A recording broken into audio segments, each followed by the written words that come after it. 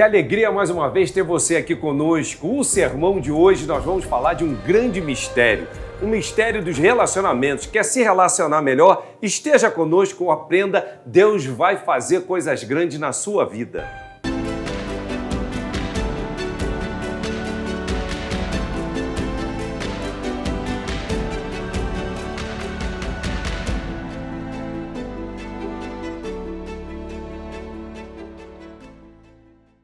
Meus queridos irmãos, que momento especial, nós estamos nesse culto de famílias e podendo celebrar as bodas de pratos, 25 anos de vida conjugal, nosso querido pastor Carlos, da nossa querida Margarete. Fiquei pensando o que refletir num momento como esse. Deixa eu ir numa instrução paulina, quando ele vai falar de um grande mistério que muitos não entenderam até os dias de hoje.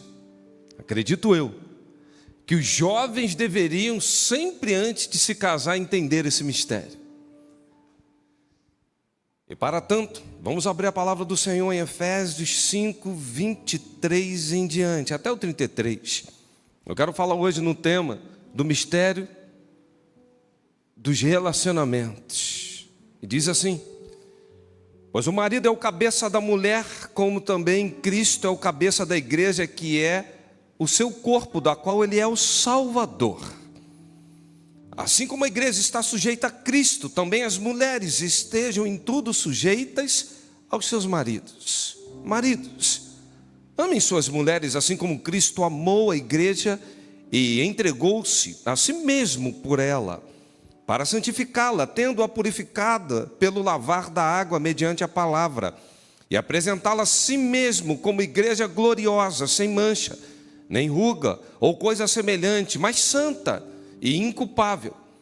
Da mesma forma, os maridos devem amar as suas mulheres como aos seus próprios corpos. Quem ama sua mulher, ama a si mesmo. Além do mais, ninguém jamais odiou o seu próprio corpo, antes o alimenta e dele cuida, como também Cristo faz com a igreja, pois somos membros do seu corpo. Por essa razão, o homem deixará pai e mãe e se unirá à sua mulher, e os dois se tornarão uma só carne. Esse mistério é profundo, refiro-me, porém, a Cristo e a igreja. Portanto, cada um de vocês também ame a sua mulher como a si mesmo, e a mulher trate o marido com todo respeito. Somente até aí. Meus irmãos, eu nunca pensei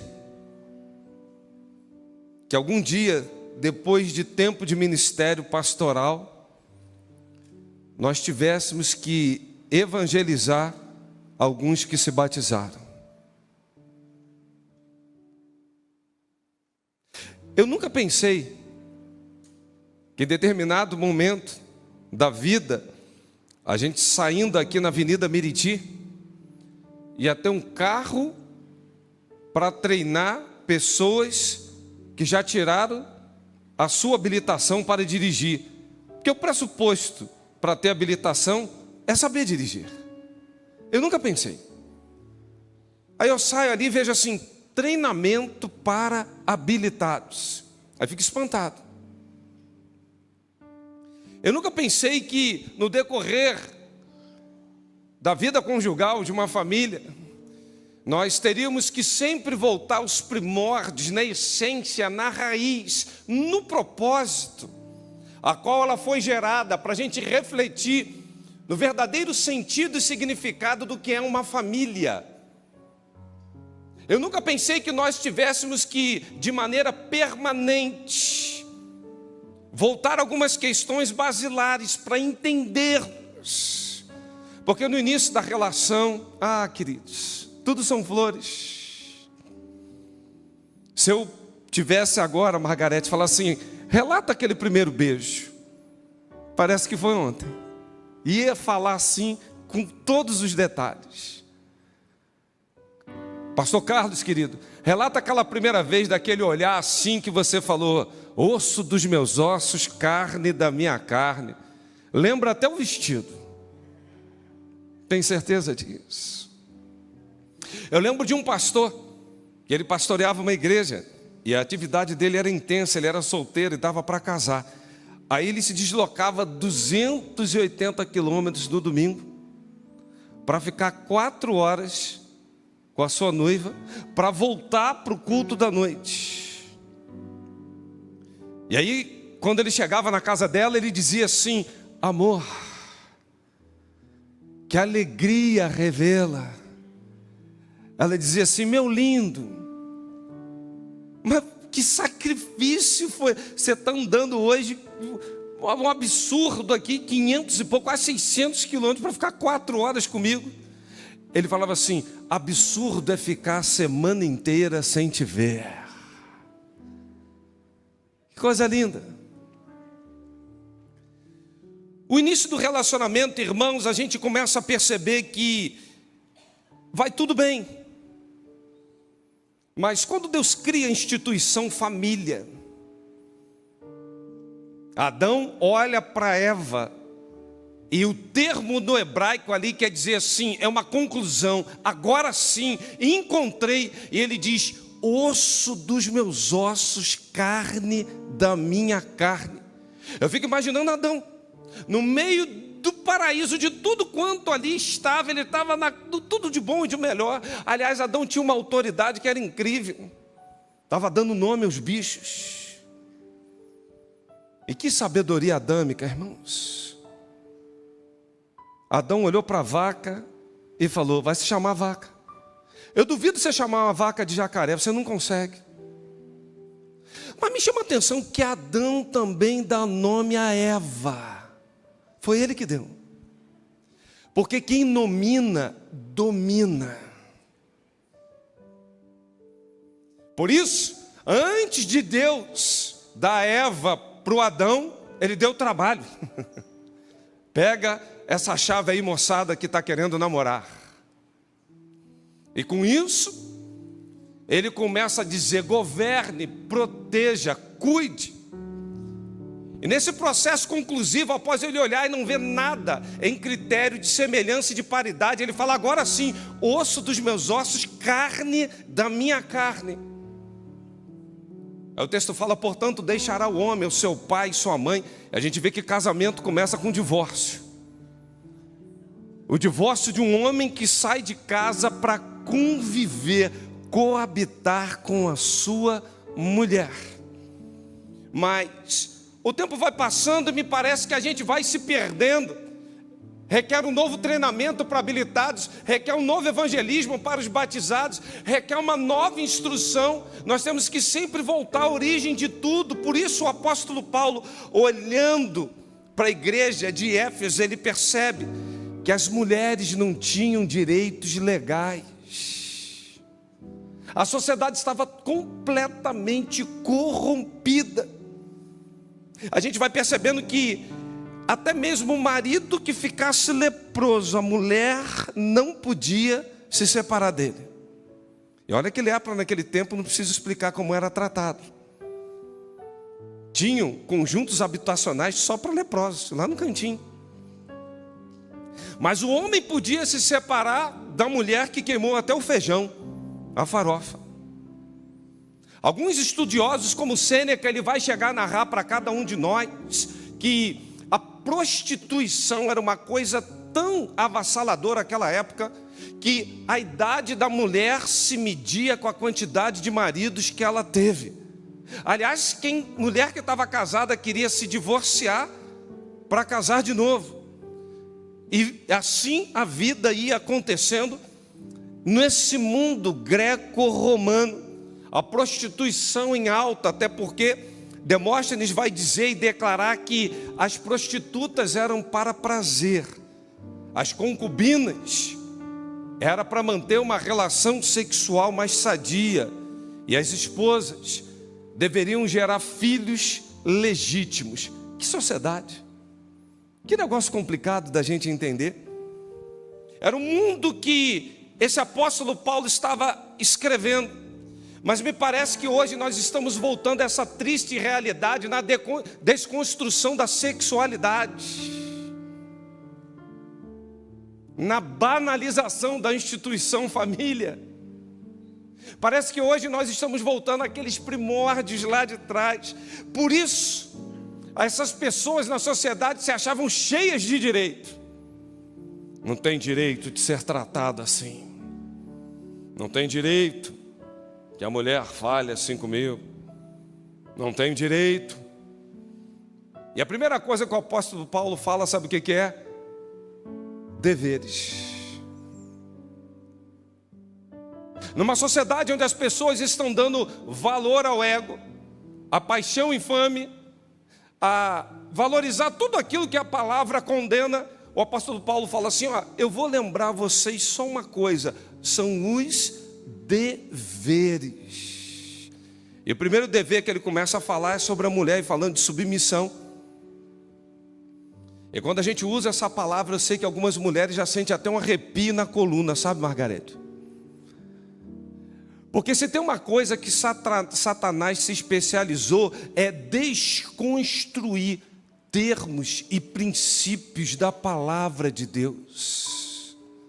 A gente olha o movimento feminista, ele surge, se ergue numa base lindíssima, mas desconstrói o propósito original. Para quê? Subverter a palavra de Deus.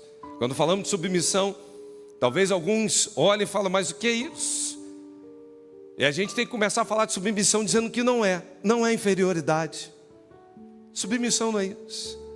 Osso dos meus ossos. De onde a Eva sai? Da costela. Às vezes, a gente precisa lembrar dessas coisas elementares. Ela não sai da cabeça e não sai dos pés. Por quê? Alguns pensam, então deve a mulher se submeter ao homem? Não, isso não é bíblico. Como assim, pastor? Não é. O bíblico é a esposa se submeter ao seu marido. Entendeu a diferença? É funcional. Porque tem gente dizendo, a mulher tem que se submeter ao homem. Não, ela tem que se submeter ao marido. Então submissão não é inferioridade, submissão não é obediência incondicional. Não, tem momentos que às vezes o marido pode extrapolar. E esse é o momento que você tem a carta na manga para dizer, não tem como, principalmente quando os atos estão contrariando a palavra do Senhor. Submissão não é escravidão, mas liberdade, até porque é a liberdade de ser voluntário, feliz e alegre para se submeter, para fazer uma parceria, para fazer uma grande aliança. Se não for voluntário, se não for alegre, não adianta. Não vai servir para absolutamente nada. A submissão da esposa ao marido é a sua glória, diz o verso de número 24. Assim como a glória da igreja é estar submissa a Cristo. Eu acho lindo, porque o dia que a igreja deixar de se submeter a Cristo, o dia que a igreja se dissociar de Cristo, ela perde a sua identidade, ela perde um nome, ela perde reputação, e o pior, ela perde poder e ela perde toda a autoridade. Não tem nada melhor do que uma igreja submissa a Cristo, quando a identidade é o sangue do Cordeiro, quando a gente vê milagres sendo operados, o poder se manifestando, e as pessoas olham e falam, eu vejo Cristo como sendo o cabeça da igreja. Que coisa boa a gente viver isso, queridos. Agora vamos traduzir isso para o relacionamento conjugal. Da mesma forma como a mulher não se submete ao marido como ao Senhor,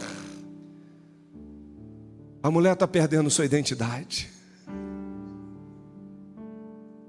a mulher está perdendo sua autoridade, a mulher está enfraquecendo. Aí tem que ir para as academias, para os templos do corpo, para ver se adquire força, malhar músculo, porque fica difícil às vezes se submeter como ao Senhor, para ter autoridade, identidade. Mas o texto continua falando de obrigação. Ele fala: maridos, por favor, amem suas mulheres como Cristo amou e se entregou. Irmãos, que desafio, meu querido Carlos.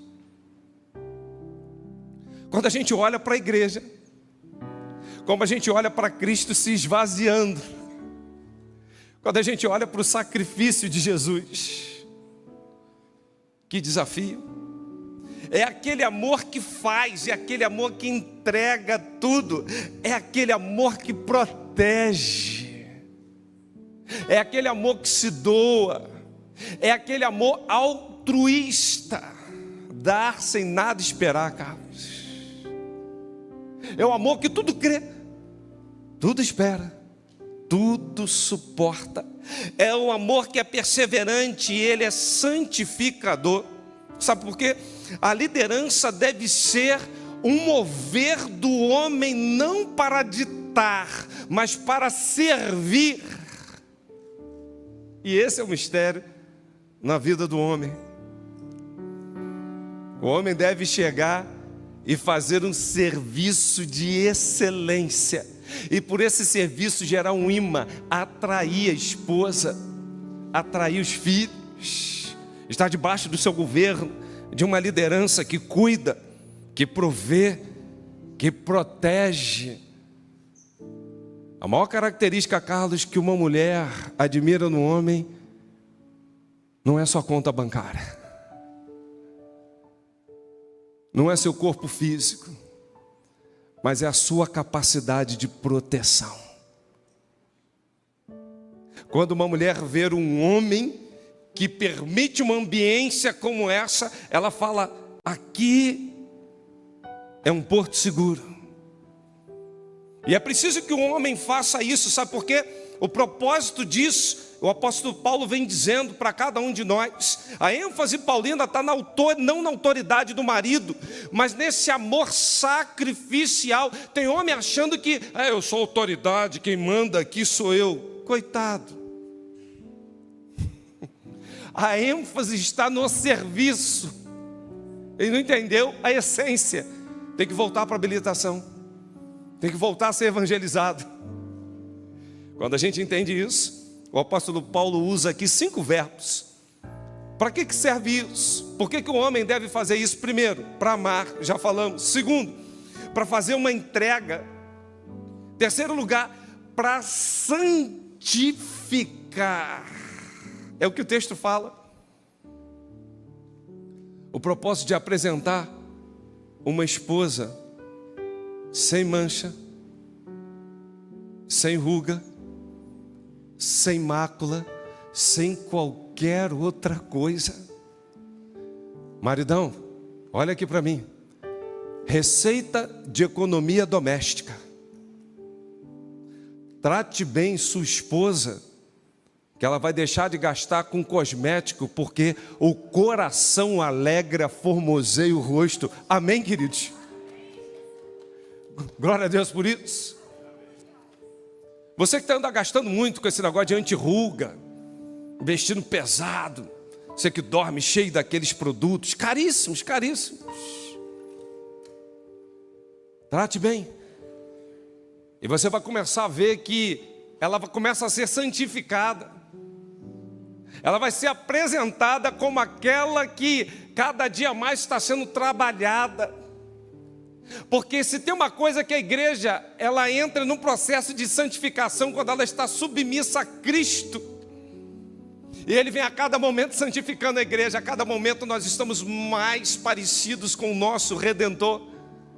E o propósito da vida conjugal é santificação, sem a qual ninguém verá ao Senhor. Por isso ele fala, é para purificar, ou seja, é buscar a perfeição em Cristo. É cumprir o que está em Romanos 8, 29, que ontem declaramos aqui na formatura dos homens.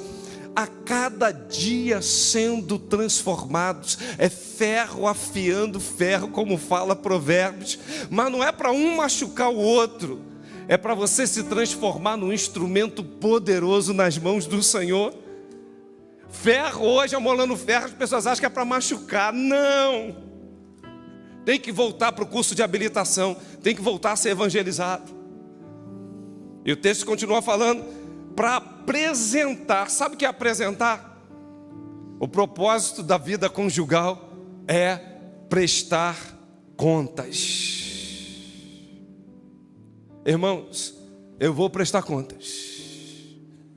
Margarete, você vai prestar contas. Pastor Carlos, tu vai prestar contas. Marquinhos, tu vai prestar contas. Olha para o teu filho, é flecha, tem que acertar. Vai prestar contas. Eu fico pensando, como é que está a minha fatura? Porque relacionamento é igual conta bancária. O problema é que uns só querem fazer saque, não faz um depósito.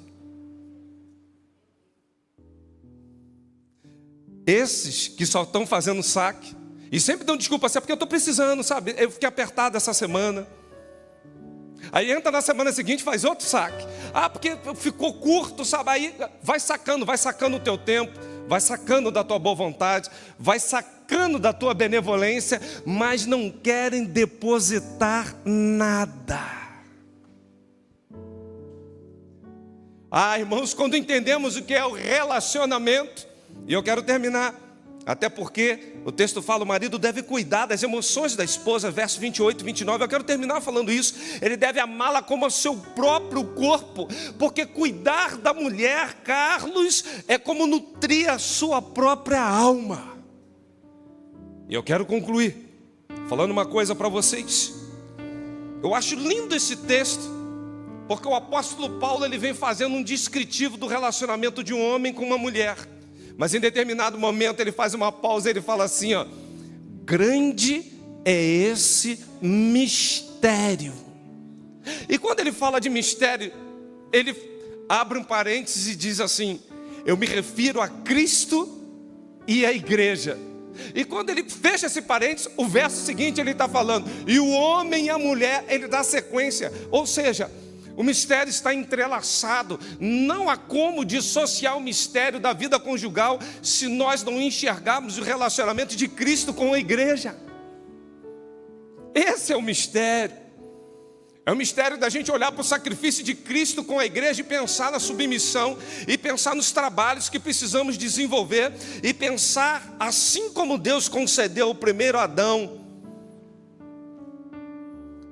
semelhantemente, Deus concedeu o último Adão, que é Cristo Jesus, à igreja. Assim como Eva foi tirada da carne de Adão, semelhantemente a igreja foi formada da carne de Cristo. Pois no próximo domingo à noite, nós estaremos fazendo esse memorial, nos lembrando disso. Assim como Deus fez cair um sono profundo sobre Adão para fazer-lhe uma disjuntora, semelhantemente, Cristo desceu à sepultura, pois todos que ressurgem com Ele faz parte da igreja gloriosa. Assim como Adão disse, essa é agora, osso dos meus ossos, carne da minha carne.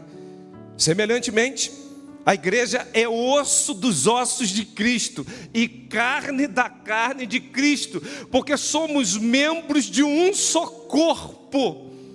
E esse corpo é o de Cristo Jesus. Assim como Deus disse, portanto, deixará o homem, o seu pai e sua mãe, e há de se unir, a sua mulher, e serão ambos uma só carne. Existe um mistério na igreja. Em todo o corpo de Cristo, a gente vai se misturando, a gente vai se afinando, a gente vai se santificando, e a igreja gloriosa vai reinando até a volta do nosso Redentor. Adão é terreno, e a sua imagem é passada a todos os seus descendentes. Semelhantemente também Cristo, o último Adão, ele é celestial e concede a imagem dele a todos que são gerados novamente e são novas criaturas em Cristo Jesus. É por isso que o apóstolo Paulo cita aqui no verso 24, o capítulo 2 do livro de Gênesis, dizendo, por isso, deixará o homem, o seu pai e a sua mãe, e unir-se à sua mulher. Mas lá ele diz assim: grande é esse mistério. Quando você olha para Gênesis, você olha para Efésios, você começa a compreender o que é o mistério da vida conjugal. Que para tudo isso, portanto, que o Senhor nos abençoe. Eu queria orar. Um sermão curto, falei que ia ser breve, até com o pessoal aqui, falou: pastor, hoje vai até 9 da noite. Falei: não vai não, porque tem mais coisa para a gente celebrar aí. Mas queria que você agora refletisse um pouquinho, se você entendeu esse mistério, se você entendeu o propósito, se você viu o significado, se o Espírito Santo tem falado no teu coração, agora curva a sua cabeça e fala assim: Deus, me ajuda a compreender os teus propósitos, me ajuda a compreender os teus desígnios,